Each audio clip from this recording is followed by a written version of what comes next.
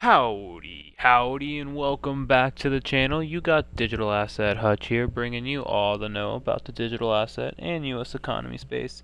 And as you guys can tell from the title today, is Bitcoin in jeopardy? We're going to go ahead and go over why I think there's a chance Bitcoin could bleed out here for a bit, but also I'll show you why there is still a potential for Bitcoin to go up.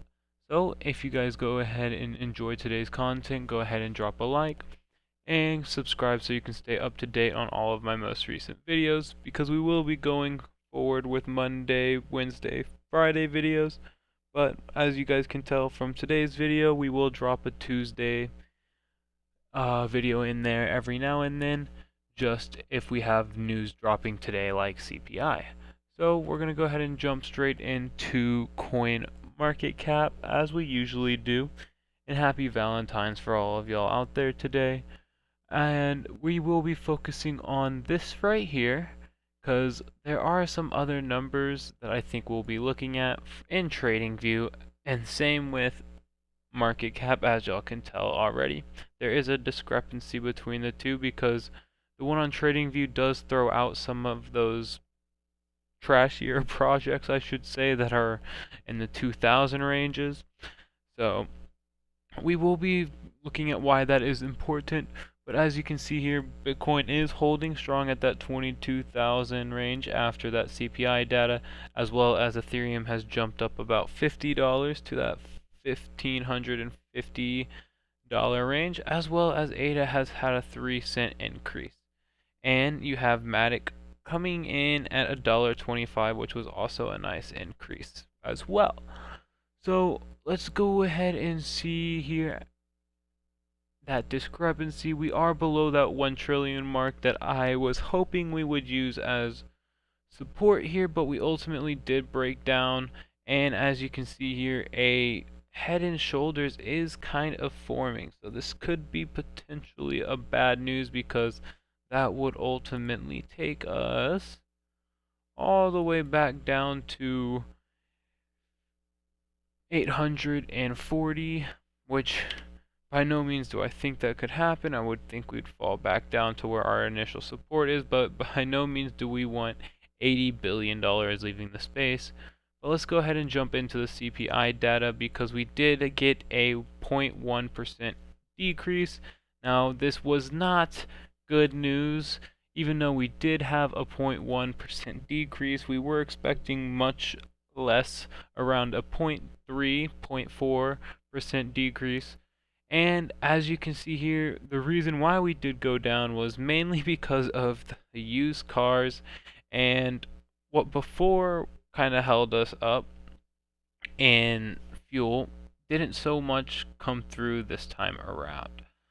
So we had fuel come in at a minus 1.2, which is way less than the 16 it gave us before.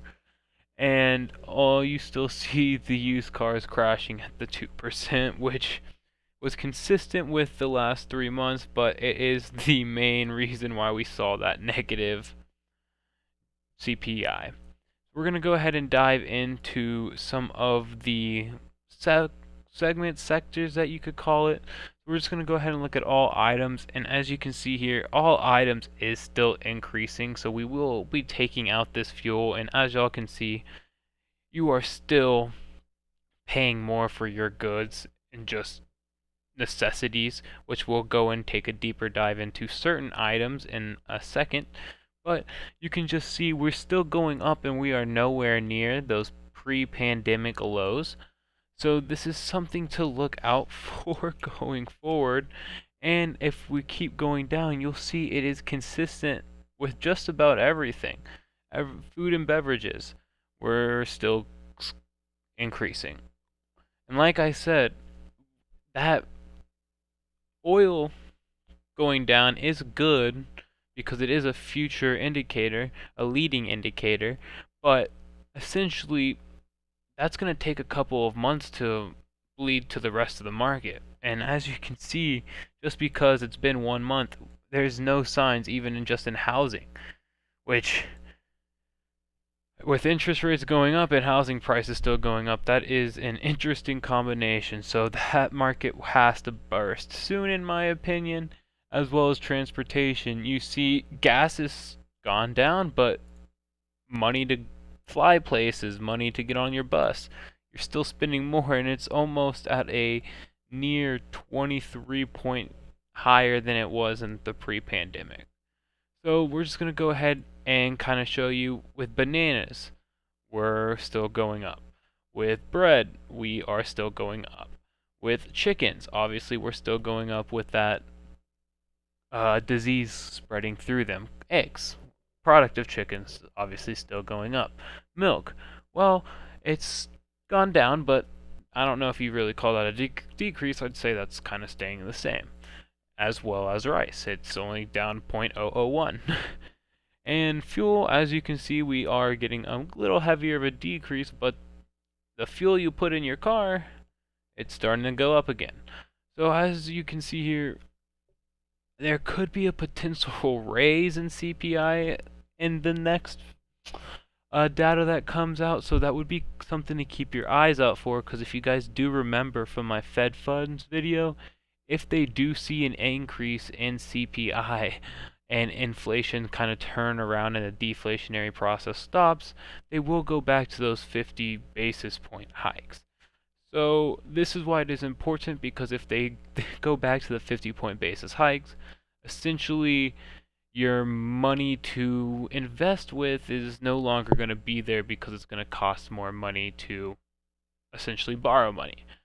Now, Bitcoin's still pumping during this, and why might that be?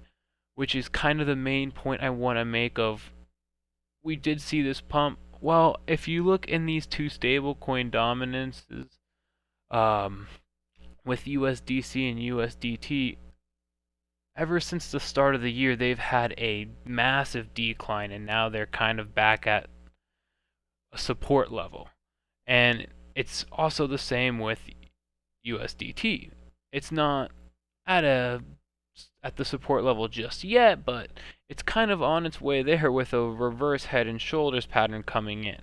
So you could see this bring an additional pump, because that would bring 1.2% into alts and Bitcoin's dominance, which, as you see here, still differs, because it says Bitcoin is at 41.6, but ultimately right here, once you take out some of those crap coins, we'll call them, Bitcoin's been rising since that start of the year, since the start of December.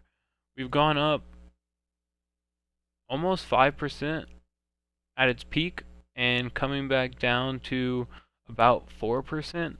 And I do think we will hit 45%. I think we might potentially go up to 50%, because if you just look in the past, whenever Bitcoin's dominance starts to increase, it typically shows that the bull market is on. So when we were increasing from 2017, there was the bull market, and as we started going into alt season, you saw it starting to bleed out. So this is why I wanted to bring up Bitcoin dominance for y'all, because I think most of the reasons why we are seeing the pump is because it's not actually new money coming into the space. As you can see with just the market cap of total, it's kind of just stayed the same. Where we've had our head bump around, we've actually kind of lost it, but you've kind of noticed Bitcoin's price is kind of going up. I don't think it's due to that new money coming in. I think it's just people are moving over from stable coins that are already in the market into Bitcoin and some of these altcoins, which will ultimately push it up. So why do I say Bitcoin? Did it ultimately miss its chance? Well, because with those hikes coming in and people not being able to put money into the market, and those stable coins are going to eventually be exhausted, we need good news in the macroeconomics world so people can eventually have money to throw into these risk assets. So with the CPI data not coming in the best, we did actually have an increase, but it will be interesting to see if we hold this trend line, because I do think if we break it, we could see Bitcoin trend downward from some time, hitting those regions and filling that CME gap that we have been talking about on the channel, and possibly a lower low of 18.5, which would be that kind of support low, as you can see right here, just from past pre-FTX levels.